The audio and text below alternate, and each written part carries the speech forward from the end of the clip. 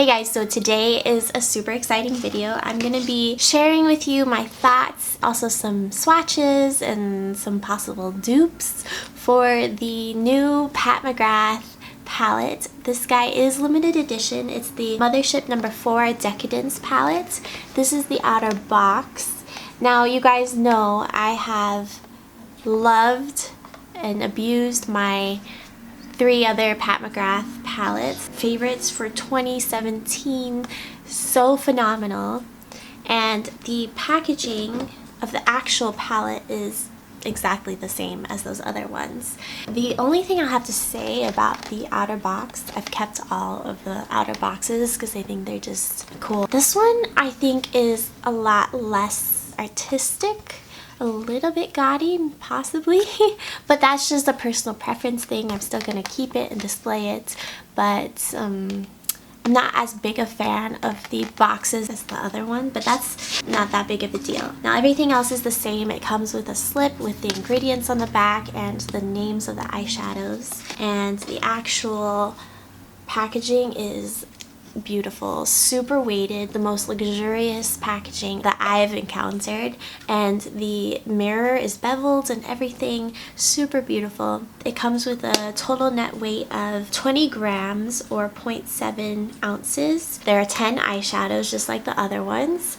Each one has 0.07 ounces. It retails for $125, and that comes out to be $178.57 per ounce of product that you get. I bought mine on Sephora.com. This is made in the USA. The inspiration for the palette were luxurious jewel tones and metallics. The finishes include mostly metallic finishes, one duochrome I can think of, and some pearly satin finishes.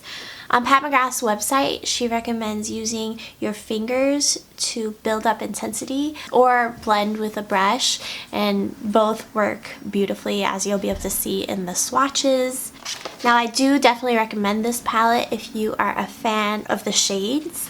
Some of the benefits of this palette is that it's super pigmented. It's easy to use both with brush and finger. It has some unique shades. It has gorgeous packaging, and you get a decent amount of product. Some of the cons, in my opinion, are that none of the shades included are her special VR shades, which are like those crazy cool duochromes. Now there is one duochrome, and that is this guy. That one shifts from like a gold to a red depending on the lighting. It's beautiful, like a crimson and then like a coppery gold. But there aren't any of those like extra special shades in my opinion. Now it doesn't come with any true mattes, although she does claim on the website that this is a matte, but it's more of a pearlescence or a satin finish, and I personally appreciate that. Now that does mean another con is that this isn't a one and done type of palette, although it is the only palette I used on my eyes today. For a day-to-day basis, a lot of times you want transition shades that are matte, you want something that to deepen out the outer V that's matte, you want a brow bone highlight that might be a matte.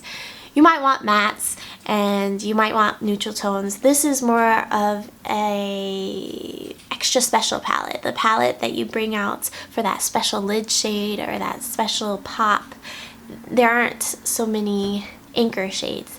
I personally appreciate that because as a collector, I have all the transitions I need. I have my favorite mattes. I don't mind using multiple palettes or multiple, pulling for different things. But if you don't have that many shades and you just want one eyeshadow palette, this may not be a great starter palette because you're not getting those normal shades.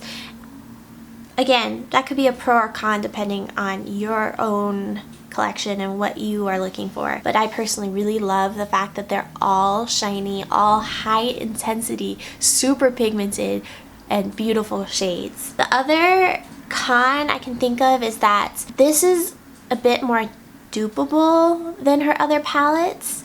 Her other palettes, I pretty much couldn't find dupes for almost any of the shades except for maybe the black. I do appreciate that she didn't include the matte black or any of the repeated shades. A couple of the other palettes had repeats within each other, so that was kind of a shame, but this doesn't have any of that. That being said, the gold and the silver especially, I was able to find a few pretty close dupes.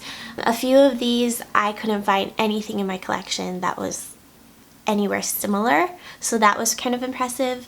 But yeah, so take that or leave that. Another con is that there is a lot of fallout with this palette when I use brushes. Overall, I definitely recommend this palette if you are interested in the shades. The quality is unbeatable, so good, and you'll see from the swatches there wasn't a single shade that I didn't get full pigmentation from one dip of the brush when I swatched. Yeah, applying on the eyes, super easy, really user friendly, beautiful, beautiful, beautiful, beautiful. So excited about this palette.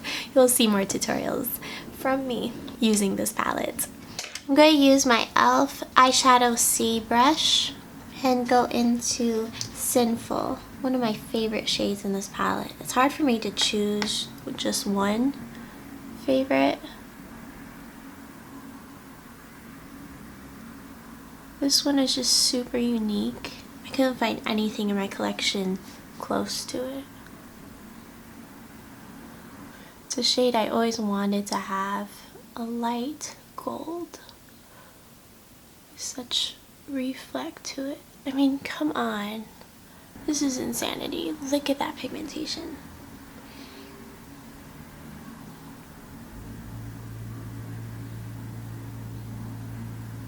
I'm going to take Sterling with that same brush.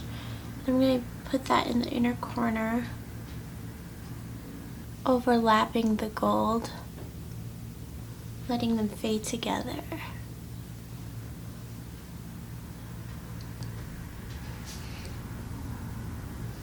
I'm going to take a fluffy Wet n Wild eyeshadow brush and go into Enigma, this beautiful taupe. I'm going to use this as a sort of transition shade, just lightly blending the edges. I want it to fade out. These shadows may be my favorite Pat McGrath formula. Now, I do love her VR special duochrome shades, and she only has one duochrome in here, and it's not the same as those VR ones, but these are so much more creamy and wet feeling. They just, I mean, it's just insane. All of Pat McGrath's eyeshadows are phenomenal, but her like sparkly, metallic, bright shades are just so much more impressive to me than her matte shades. Not to say that her mattes are not good, but I mean, my favorite mattes are Viseart mattes, and I just feel like they're the stunner shades. Yeah.